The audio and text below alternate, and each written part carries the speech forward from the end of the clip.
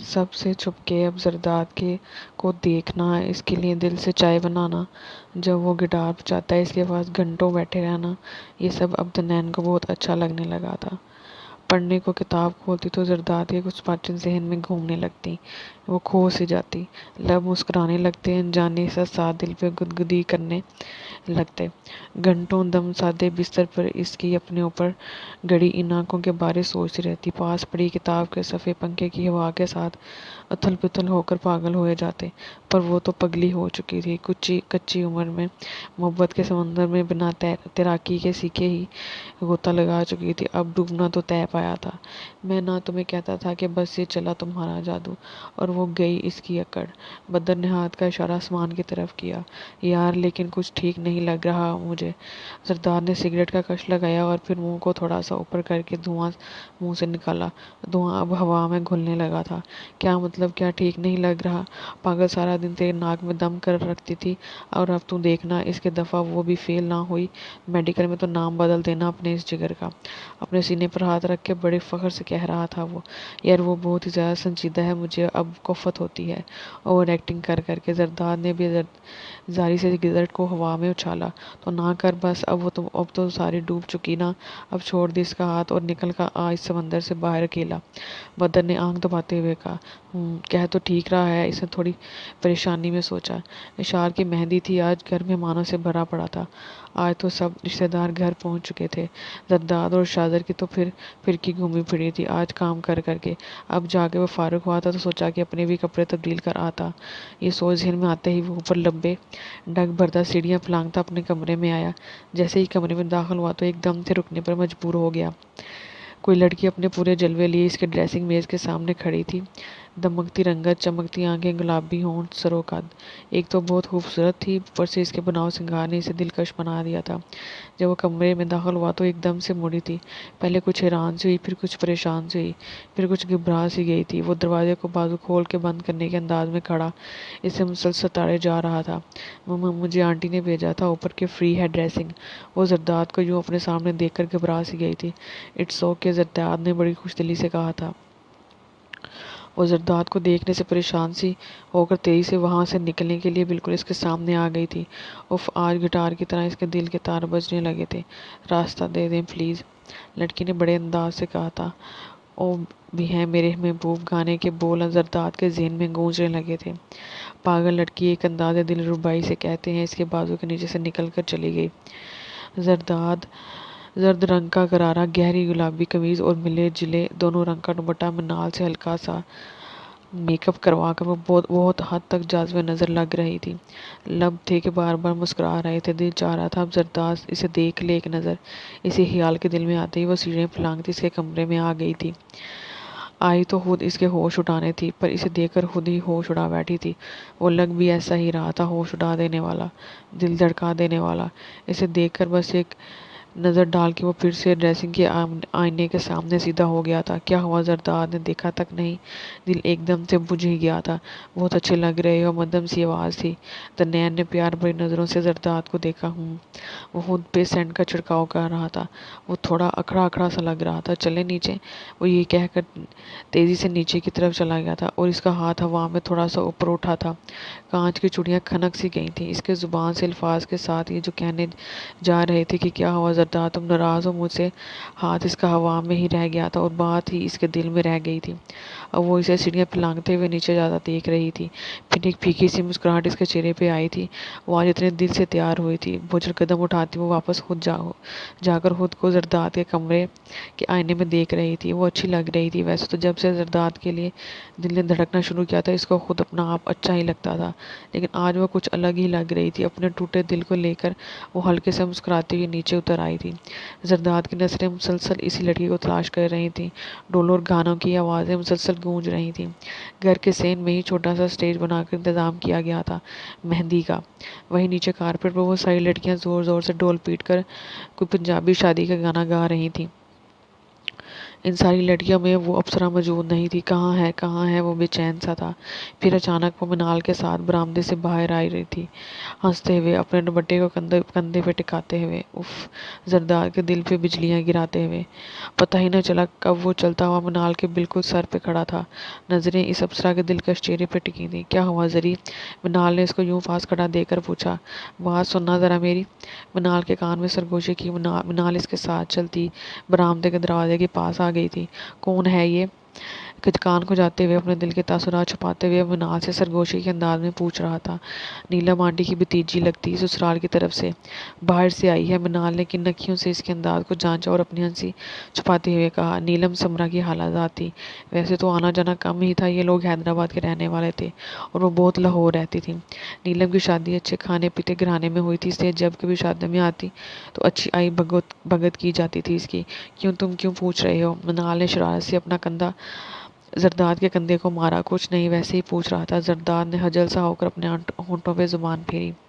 اوہ اچھا، یہی بات ہے نا میرے ہیرو؟ منال نے شوخی کے انداز میں پوچھا۔ بالکل، زیادہ شوخی مت ہو، زرداد نے اپنی قمیض کو جھٹکا دیا۔ اچھا بات سن، نام کیا ہے اس کا؟ منال اس کے روکھے رویے کو دیکھ کے کندھے جھکا کے جانے لگی تو پیچھے سے زرداد نے آواز دی تھی۔ منسا نام ہے۔ منال کی شوخی پھر سے لوٹ آئی تھی، پر وہ تو اس کے نام کو زیر لب دہرا رہا تھا۔ واہ کیا نام ہے، منسا۔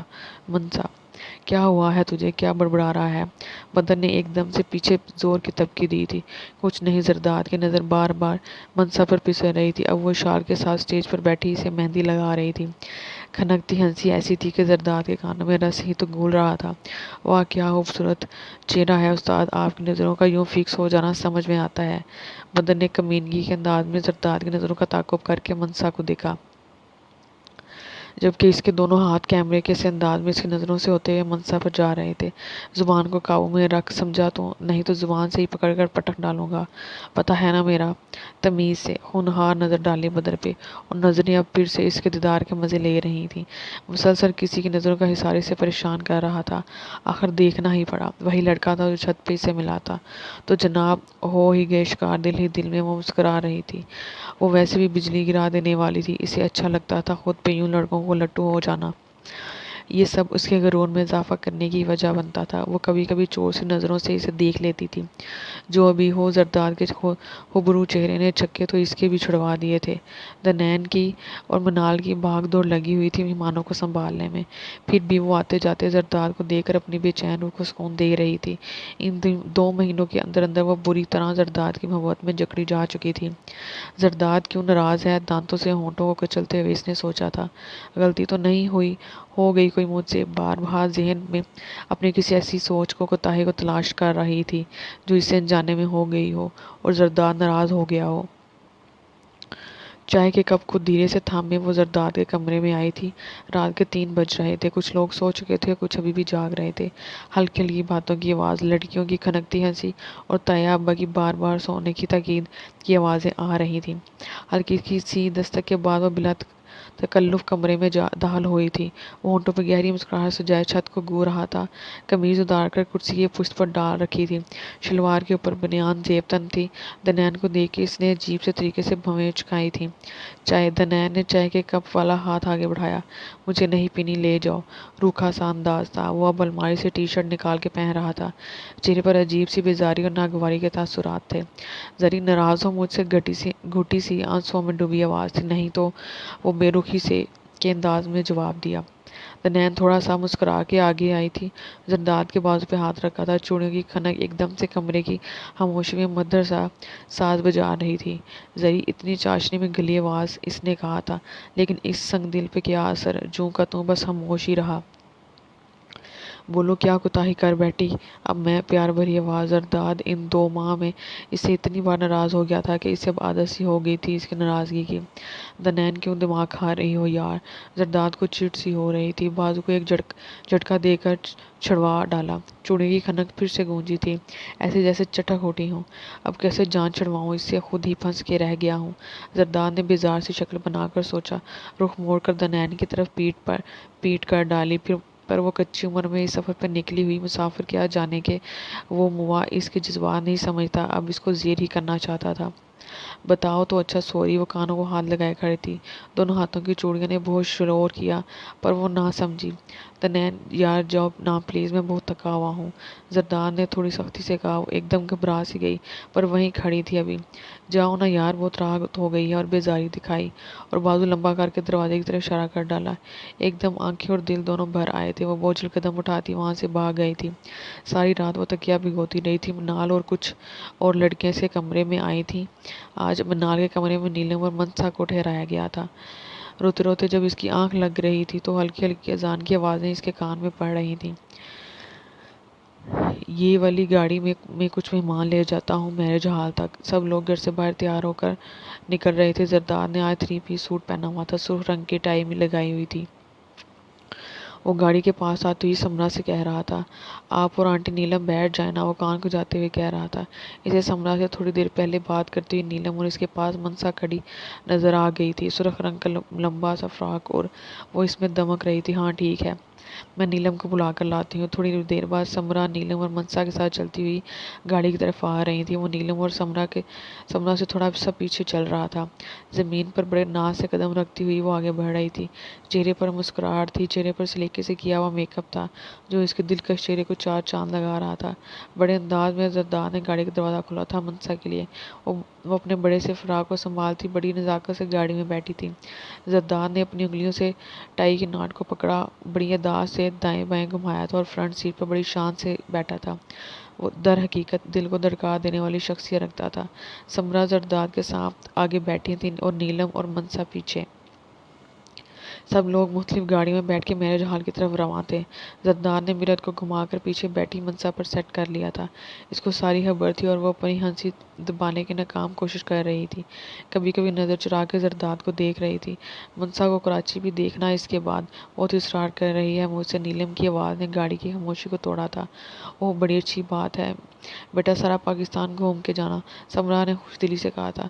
مجھے بتا دیں، میں لے جاؤں گا آپ کو، کراچی گھما لیں، زرداد نے خوش دلی سے کہا تھا اور ایک بار پھر پوری نظر منسا پر ڈالی تھی جو ادائے بے نیازی سے گردن گھما کر گاڑی کی کھڑکی سے باہر دیکھنے لگی۔ ہاں زرداد کے ساتھ چلی جانا، سمرا نے بھی تائید کر کے زرداد کی خوشی میں اضافہ کر دیا۔ زرداد نے مسکرا کے مرر میں منسا پر پھر سے نظر ڈالی جو دھیرے سے مسکرا رہی تھی۔ ہلکے سے نارنگی کلر کا موتیوں کے کام والا کیپری اور شارٹ شرٹ پہنے، سلیقے سے بالوں کو کر ڈالے کے آگے شانوں پر ڈالے، ہلکا سا اپنی جلد کے ہی ہم رنگ میک اپ میں بہت حد تک اچھی لگ رہی تھی، پر اس کی بڑھی ہوئی بھویں جو کافی گھنی تھی اس کے رنگ کو دبا رہی تھیں۔ وہ اشال کے ساتھ پارلر میں تھی۔ وہ لوگ اب ہال میں پہنچ رہے تھے۔ اب وہ اشال کو لے کر ہال کی طرف جا رہی تھی، لیکن نظریں بار بار کہیں زرداد کی ایک جھلک کو دیکھنے کے لیے بےتاب تھیں۔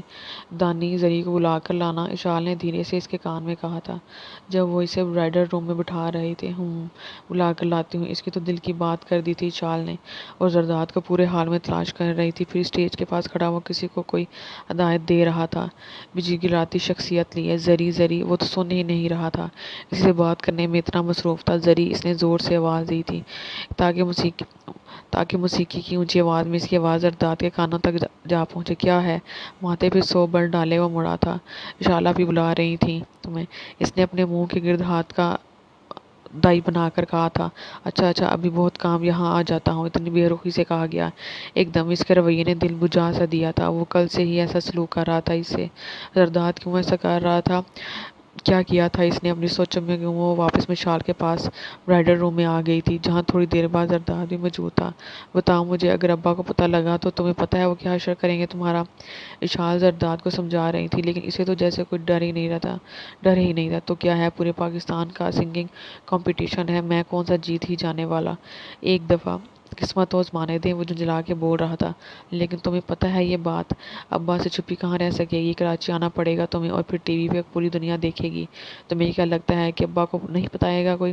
اشال کو اب اس پہ غصہ آ رہا تھا۔ احمد نے اسے سب بتا دیا تھا کہ زرداد کراچی آنا چاہتا ہے، گانے کے مقابلے میں حصہ لینے۔ کسی چینل نے ایک شو شروع کرنا تھا جس میں وہ پورے پاکستان میں سے کسی ایک اچھے گلوکار کو سامنے لانے والے تھے۔ اشال کی احمد سے شادی ہونے جا رہی تھی۔ ویسے احمد ان کا دور کا رشتہ دار بھی تھا۔ احمد کراچی میں ایک پرائیویٹ کمپنی میں ملازمت کرتا تھا، تو بس اپنی پڑھائی کی طرف دھیان چھوڑ دو، یہ جنون دو۔ تمہیں پتہ ہے نا ابا بالکل پسند نہیں کرتے۔ اب کی بار تو اشال روحان سی ہو گئی تھی۔ زرداد کچھ کہے بنا وہاں سے جا چکا تھا، ناک اور منہ پھولا ہوا تھا۔ اشال آپی پلیز رونا مت، دنیا نے جلدی سے اشال کو روکا تھا۔ اسے پتا تھا اشال زرداد کو لے کر بہت حساس ہے۔ دانی دیکھو نا کتنا ضدی ہے، کوئی بات نہیں مانتا میری۔ اشال کی آنکھیں ڈبڈبا ہی گئی تھیں۔ اف آپی نہ کرے نا۔ دنیا گھٹنوں کے بل بیٹھی تھی، اشال کے آنسو صاف کر رہی تھی، جبکہ خود اس کا دل خون کے آنسو رو رہا تھا کہ زرداد کراچی چلا جائے گا۔ آج کے لیے اتنا ہی، آئندہ کے لیے ہمارے ساتھ رہے گا۔ اللہ حافظ۔